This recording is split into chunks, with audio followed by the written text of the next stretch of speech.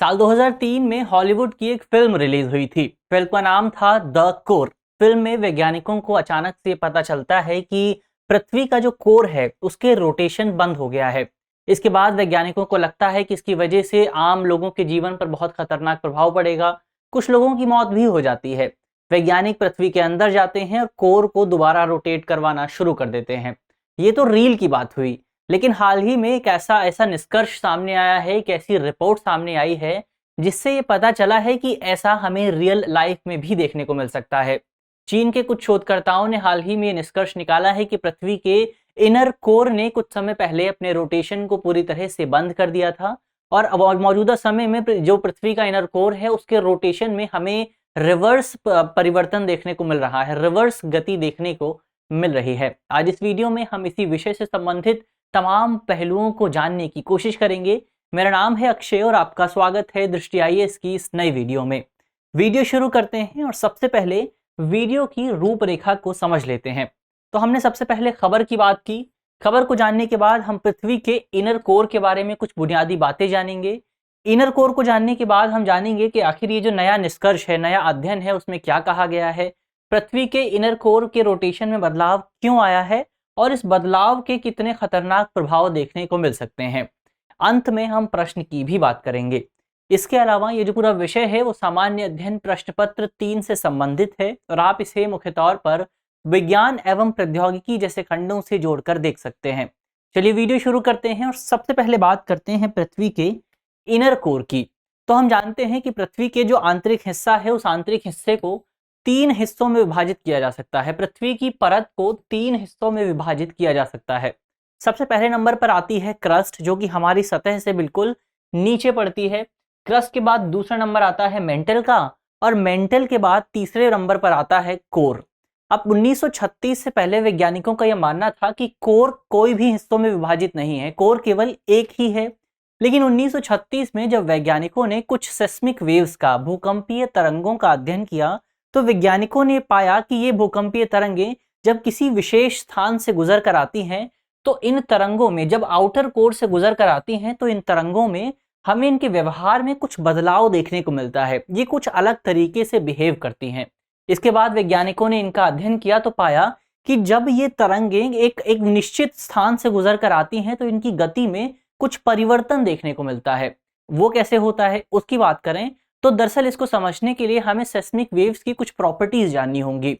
Seismic waves 2 तरह की होती हैं। पहले नंबर पर आती हैं बॉडी वेव्स और दूसरे नंबर पर आती हैं सरफेस वेव्स। बॉडी वेव्स वो होती हैं जो हमें पृथ्वी के आंतरिक हिस्से में देखने को मिलती हैं। आगे चलकर बॉडी वेव्स को भी 2 हिस्सों में विभाजित किया जाता है। पहले नंबर पर आती है पी वेव्स और दूसरे नंबर पर एस वेव।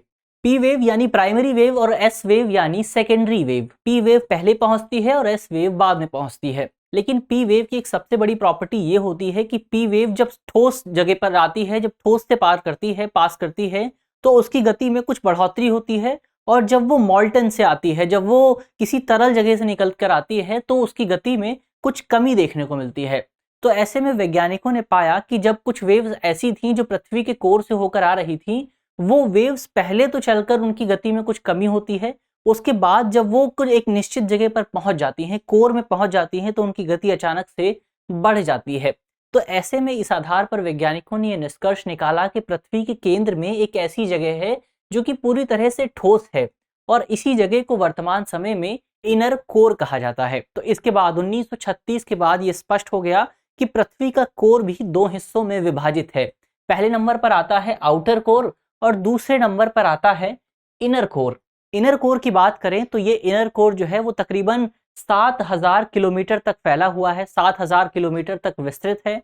इसके अलावा ये मुख्य तौर पर आयरन से बना हुआ है, यहाँ पर सॉलिड आयरन पाया जाता है। इसके अलावा ये जो इनर कोर है ये पूरी तरह से सॉलिड है, यानी यहाँ पर हमें मॉल्टन देखने को, मैग्मा या फिर तरल पदार्थ देखने को नहीं मिलता है। तो ये तो इनर कोर की बात हुई।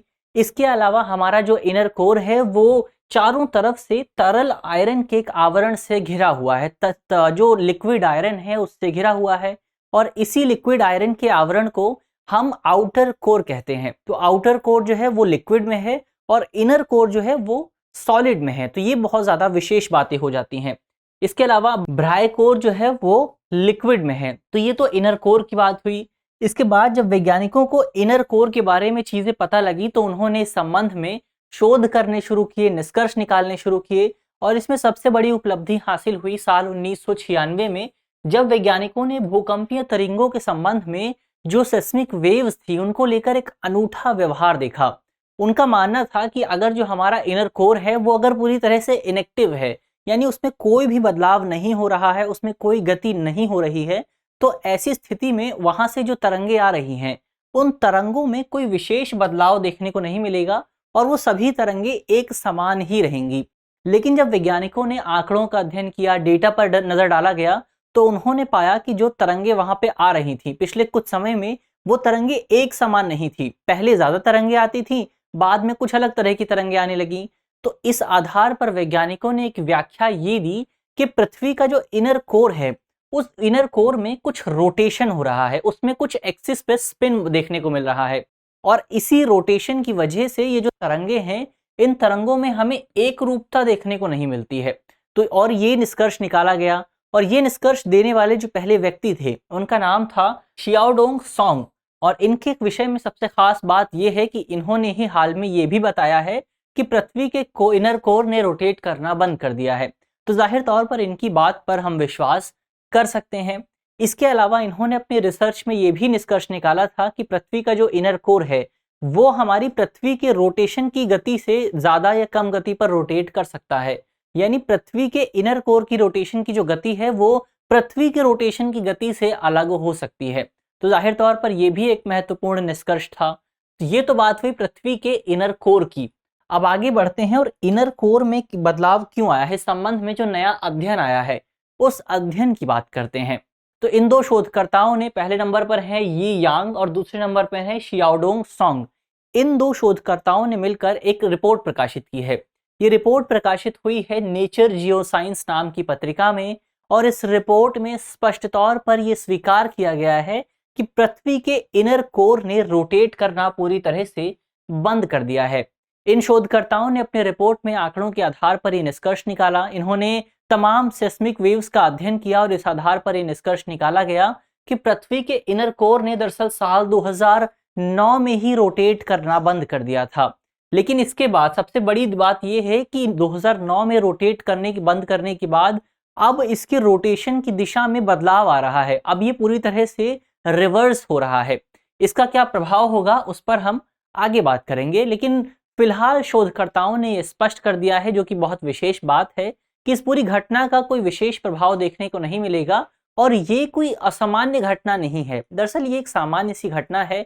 लगभग एक कोर के रोटेशन का पूरा चक्र जो है वो 7 दशकों में पूरा हो जाता है। यानी हमारा जो इनर कोर है वो 7 दशकों में अपने रोटेशन का एक चक्र पूरा करता है। इसका मतलब ये हुआ कि हमारे इनर कोर को रोटेट होने में, अपनी दिशा परिवर्तन करने में तकरीबन 35 वर्षों का समय लगता है। शोधकर्ताओं का मानना है कि इससे पहले साल 1970 के दशक में इस तरह का परिवर्तन देखने को मिला था और इसके बाद वर्तमान समय के बाद हमें 2040 के दशक के मध्य में इस तरह का परिवर्तन देखने को मिलेगा। तो इस तरह से सामान्य तौर पर, जाहिर तौर पर ये जो पूरी घटना है बहुत सामान्य सी घटना है और इस घटना का कोई विशेष प्रभाव भी देखने को नहीं मिलेगा। आगे बढ़ते हैं और रोटेशन में बदलाव क्यों आया है उस बदलाव पर बात करते हैं, उसके कारणों को जानने की कोशिश करते हैं। तो दरअसल जो हमारा इनर कोर है, जो हमारा आंतरिक कोर है, उस पर 2 तरह की शक्तियां काम करती हैं। पहली शक्ति है ब्राय कोर की और दूसरी शक्ति है मेंटल की। ब्राय कोर की बात करें तो ब्राय कोर में हमने बात की थी कि वहां पर मोल्टन आयरन मौजूद है। तो मोल्टन आयरन की उपस्थिति की वजह से वहां पर कुछ करंट जनरेट होता है और उसी करंट की वजह से उसके वहां पर हमें मैग्नेटिक फील्ड का जन्म देखने को मिलता है और यही मैग्नेटिक फील्ड है जो हमारी पृथ्वी को पश्चिम से पूर्व दिशा में रोटेट करने में मदद करता है और यही मैग्नेटिक फील्ड है जो इनर कोर को, आंतरिक कोर को भी रोटेट करता है। तो पहली जो शक्ति है वो ये हुई। इसके बाद दूसरे नंबर पर बारी आती है मेंटल की। मेंटल क्योंकि बहुत बड़ा, बहुत लंबे समय तक विस्तृत है, बहुत चौड़ा है, तो इसकी वजह से मेंटल में बहुत ज्यादा मास मौजूद है और जिस बॉडी में ज्यादा मास होता है उसकी ग्रेविटेशनल फील्ड जो है वो उतनी ज्यादा होती है। तो ऐसे में इस ग्रेविटेशनल फील्ड का प्रभाव भी हमें इनर कोर पर देखने को मिलता है और इनर कोर की गति में परिवर्तन आता है। तो ऐसे में जब इनर कोर पर 2 शक्तियां काम करती हैं तो कभी कभी ऐसा समय भी आता है कि एक शक्ति ज्यादा प्रबल हो जाती है। तो एक शक्ति के प्रबल होने की वजह से इनर कोर में हमें बदलाव देखने को मिलता है, उसके रोटेशन में बदलाव देखने को मिलता है, और ये बदलाव हमने बात की हर 70 साल बाद देखने को मिलता है। तो ये तो बदलाव के कारणों की बात हुई। अब आगे बढ़ते हैं और इस बदलाव का प्रभाव क्या होगा, ये बदलाव कितना ज्यादा खतरनाक साबित होगा उसको समझने की कोशिश करते हैं। तो वैज्ञानिकों ने, शोधकर्ताओं ने अपनी रिपोर्ट में स्पष्ट किया है कि रोटेशन में बदलाव की वजह से पृथ्वी के रोटेशन में भी कुछ बदलाव देखने को मिलेगा। यानी इनर कोर के रोटेशन में जो बदलाव आया है उस बदलाव का प्रभाव हमें पृथ्वी के समग्र रोटेशन में भी देखने को मिलेगा, और इसकी वजह से हमारे दिन की जो अवधि है उस अवधि में, उस टाइम पीरियड में कुछ परिवर्तन देखने को जरूर मिल सकता है। हालांकि ये कोई बहुत बड़ा परिवर्तन नहीं होगा, बहुत नैनो सेकेंड्स में हमें परिवर्तन देखने को मिलेगा। इसके अलावा शोधकर्ताओं ने अपनी रिपोर्ट में ये भी निष्कर्ष निकाला है कि जो हमारी पृथ्वी की अलग अलग परतें हैं, जो अलग अलग लेयर्स हैं, उन लेयर्स के बीच में कुछ संबंध जरूर मौजूद है, और प्रत्येक लेयर एक दूसरी लेयर को प्रभावित करती है। हर लेयर का इम्पैक्ट जो है वो हमें किसी दूसरी लेयर पर देखने को मिलता है। जैसे हमने अभी देखा भी कि मेंटल और आउटर कोर का प्रभाव हमें इनर कोर पर देखने को मिल रहा है। तो ऐसे में ये जो पूरा निष्कर्ष है, जो पूरा अध्ययन है, वो हमें पृथ्वी की आंतरिक संरचना को और बेहतर ढंग से समझने में मदद कर सकता है। हालांकि वैज्ञानिकों ने यहाँ पर स्पष्ट कर दिया है कि ये जो पूरी घटना है, इस पूरी घटना की वजह से कोई बड़ा खतरा देखने को नहीं मिलेगा, और इसकी वजह से जान माल का भी कोई नुकसान नहीं होगा। तो ऐसे में पृथ्वी के कोर के रोटेशन के बंद होने की वजह से हमें डरने की बिल्कुल भी जरूरत नहीं है। तो ये तो बात हुई निष्कर्ष की, खतरनाक कितना होगा। अब अंत में एक प्रश्न की बात कर लेते हैं। प्रश्न जो है वो प्रीलिम्स का है, और आप वीडियो में बताए गए तथ्यों के आधार पर इस पूरे प्रश्न को हल कर सकते हैं। आज का हमारा प्रश्न है कि निम्नलिखित कथनों पर विचार कीजिए। पृथ्वी का आंतरिक कोर ठोस नहीं है बल्कि तरल आयरन से निर्मित है। हमारा दूसरा कथन है कि एस भूकंपीय तरंगें आंतरिक कोर से गुजर नहीं सकती हैं। आपको बताना है कि इन दोनों में से कौन से कथन सही हैं या फिर कौन सा सही है। हमारे ऑप्शन है, ऑप्शन ए केवल एक सही है, ऑप्शन बी केवल 2 सही है, ऑप्शन सी ना तो एक सही है और ना ही 2 सही है, या फिर ऑप्शन डी दोनों ही कथन सही हैं। तो आप कमेंट बॉक्स में सवाल का जवाब दे सकते हैं। मुझे उम्मीद है कि इस वीडियो के जरिए जिन बिंदुओं पर चर्चा की गई है वो आपको समझ में आएंगे, और यदि आपके प्रश्न पत्र में इससे संबंधित कोई भी सवाल आता है तो आप उस सवाल को आसानी से हल कर सकेंगे। इस तरह की अन्य वीडियो देखने के लिए आप हमारे चैनल को भी सब्सक्राइब कर सकते हैं। धन्यवाद।